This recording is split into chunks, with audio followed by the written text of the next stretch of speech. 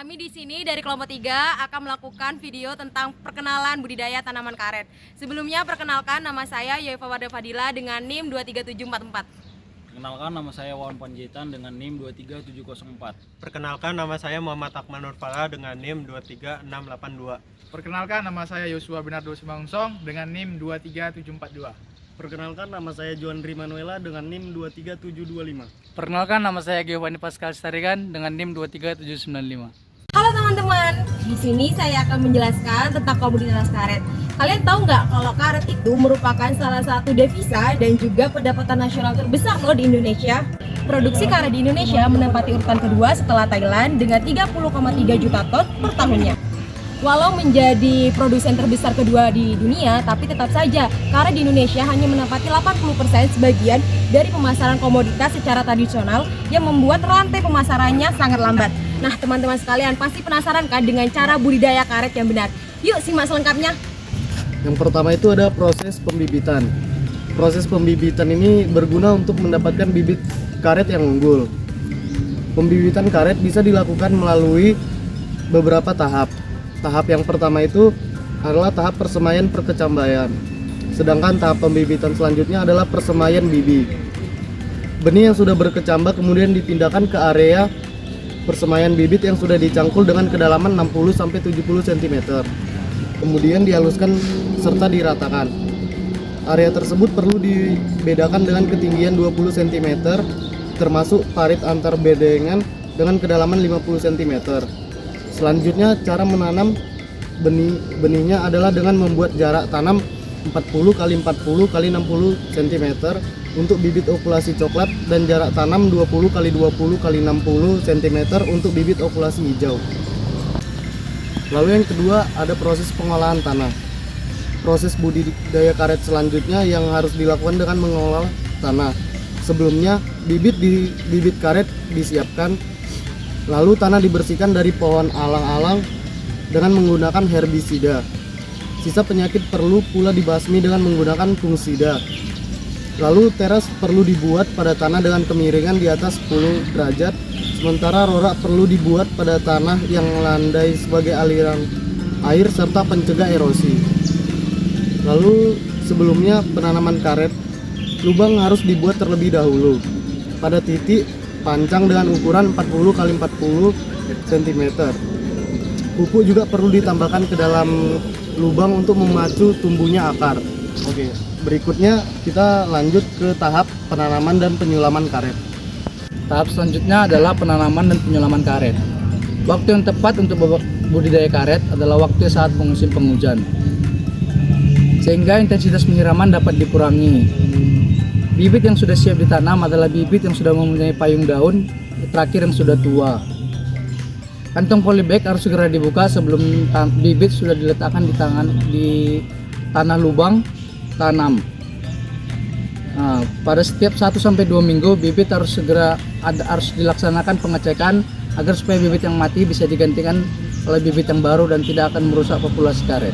Selanjutnya adalah perawatan pemeliharaan. Langkah perawatan awal yang harus dilakukan pada karet adalah dengan memisahkan tunas cabang atau tunas palsu yang sebelum menjadi kayu. Selain cara pemeliharaan tersebut, percabangan tanaman juga perlu dibentuk dan dirangsang dengan cara penyelenggulangan, pengikatan batang, pemotongan ujung tunas, pengukuran daun, maupun pengeratan batang. Kita lanjut tahap berikutnya. Berikutnya adalah tumpang sari. Penanaman tumpang sari pada lahan karet adalah suatu tips untuk meningkatkan produktivitas pada lahan perkebunan karet itu sendiri. Sebelum karet menghasilkan, tumpang sari akan memberikan pendapatan dan selain itu juga akan mengurangi harga komoditas karet. Selanjutnya adalah pemupukan. Agar pertumbuhan tanaman semakin cepat dan semakin matang, pemupukan perlu dilakukan. Pergantian musim penghujan ke musim kemarau adalah saat yang tepat untuk melakukan pemupukan yang berupa urea, K36, dan KCl dengan perbandingan dan frekuensi yang tepat sesuai dengan umur tanaman karet. Apa itu menyadap? Menyadap adalah kegiatan pelukaan pembuluh lateks. Lateks disebut dengan getah karet. Lateks tersebut disebabkan oleh adanya turgor. Apa itu turgor? Turgor adalah tekanan pada sel yang disebabkan oleh isi sel. Pohon karet yang sudah dewasa dan siap disadap yaitu sekitar 4, 5 sampai 6 tahun dan memiliki batang 45 cm. Hal ini disebabkan penyadapan yang terlalu dini dan akan berimbas kepada volume lateks. Waktu yang baik untuk melakukan penyadapan adalah jam 5:45 pagi. Ini karena sedang tinggi-tingginya tekanan turgor yang ada di pohon karet, yaitu mencapai 10-14 atm. Pada umur 2 tahun pertama, lakukanlah penyadapan 3 kali sehari, dan tahun-tahun selanjutnya lakukanlah 2 kali sehari saja. Ya, selanjutnya adalah teknik penyadapan.